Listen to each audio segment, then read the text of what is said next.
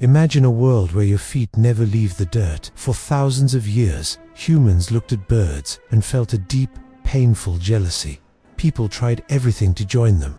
They strapped feathers to their arms and jumped off towers, but they only found a fast way to the grave.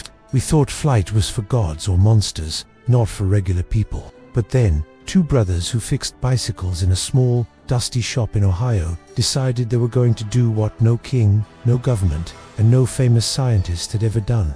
Most people think the Wright brothers were just lucky guys who got a wooden glider to stay up for a few seconds.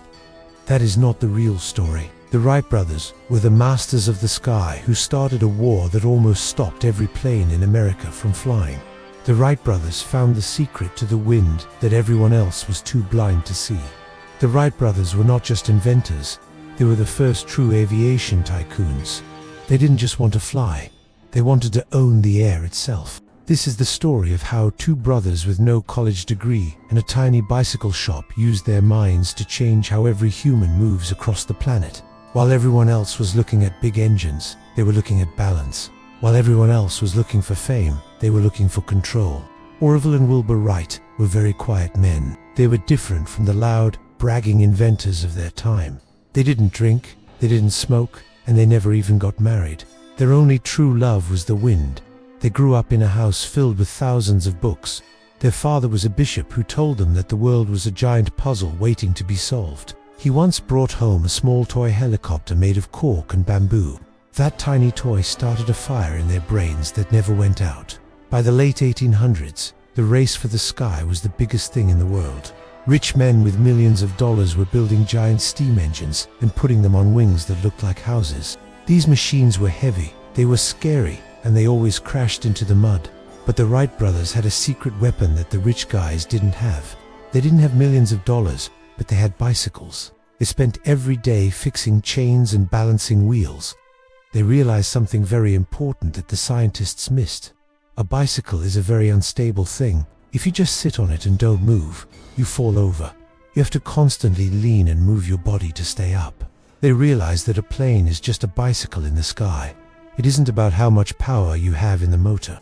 It is about how you control the lean. They spent years sitting on the beach, just watching buzzards fly. They noticed that birds don't just flap their wings to stay up. They twist the tips of their wings to catch the wind. This was the big secret they needed. They called it wing warping.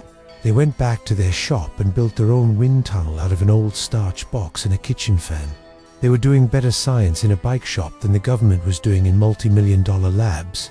By the year 1903, the brothers were ready to test their dream. They didn't stay in Ohio because the winds were too weak. They looked at weather maps of the whole country and found a lonely, empty place called Kitty Hawk in North Carolina. There was nothing but sand and giant mosquitoes. They went there because the wind was steady and the sand was soft, in case they crashed. On a cold December morning, with the wind freezing their faces, the machine lifted off the ground. It only stayed up for 12 seconds. It didn't go very far, and it didn't go very high. But those 12 seconds changed the entire history of the human race. For the first time ever, a machine had taken a man into the sky under its own power and landed safely. But here is the part that is hard to believe. After they flew, they didn't call the newspapers. They didn't take a bunch of pictures to show off. They packed up their plane, put it in boxes, and went back to their quiet life in Ohio. They kept flying in a hidden cow pasture where no one could see them. They were terrified that someone would see their wing-warping secret and steal it. They didn't care about being famous heroes. They wanted to be the only ones who owned the sky. They refused to show their plane to anyone unless that person signed a contract to buy it for $1 million first. This made everyone think they were liars. For 5 whole years, the rest of the world thought the Wright brothers were just crazy guys making up stories, while other inventors in France were building planes and showing them to huge crowds. The Wrights stayed in the shadows, waiting for their legal papers to be signed. Think about the discipline that takes. Imagine inventing the greatest machine in history and telling nobody because you want to make sure the money is right. They were businessmen first and pilots second. They watched from across the ocean as French inventors struggled to turn their planes. The French planes could fly straight, but they couldn't turn without falling. The Wrights knew why, but they stayed silent. They were like two hunters waiting in the bushes. They knew they had the gold key to the sky. During these years, they lived like ghosts. Neighbors would see them flying over the Huffman Prairie in Ohio, but the brothers would land and hide the plane if anyone got too close. They even turned down a chance to fly for the president because they didn't want the secret out. They were obsessed with the idea that anybody could take their hard work and turn it into a fortune. This obsession with secrecy is what made them different from every other inventor. Most people want the world to clap for them. The Wrights just wanted the world to pay them. They believed that the air was a new kind of property, and they were the landlords. If you wanted to fly, you were going to have to pay rent to two brothers from Dayton, Ohio. After Wilbur died, the spirit of the Wright Company started to fade away. Orville was a genius at fixing things, but he didn't have the same fire that Wilbur had. He kept fighting the legal battles, but the world was moving too fast for him. World War I was starting, and the government needed planes, thousands of them. They looked at the Wright brothers and Glenn Curtiss fighting in court and said, "Enough." The US government forced all the aeroplane companies to put their patents into one big pool so everyone could build planes for the war. This was the end of the Wrights' total control. Orville eventually sold the company for millions of dollars and walked away. He spent the rest of his life in a big mansion, tinkering with gadgets and feeling like the world had forgotten what he and his brother had really done. He watched as giant companies like Boeing and Douglas took his ideas and built planes that could cross the ocean and carry hundreds of people. The small bicycle shop was gone, replaced by giant factories. Orville lived long enough to see a jet engine fly and even saw the start of the space age. He was amazed, but he also felt like a stranger in a world he helped create. The story of the Wright brothers is a lesson for everyone.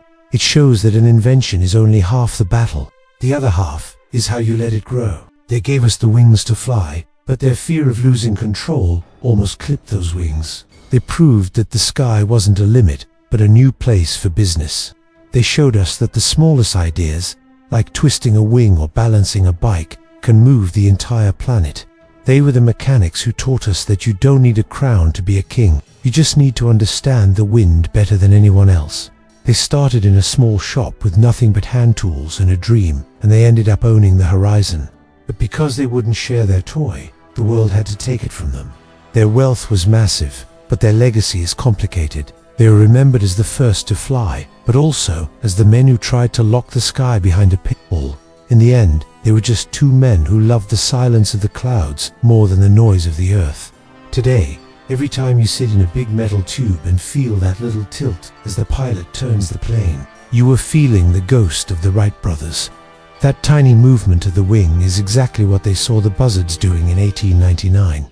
We take it for granted now. We complain about tiny seats or bad food on a plane, but we forget that only 100 years ago, what we are doing was considered a miracle. The Wright brothers didn't just invent a machine. They invented a new way for humans to think about distance. They made the world smaller.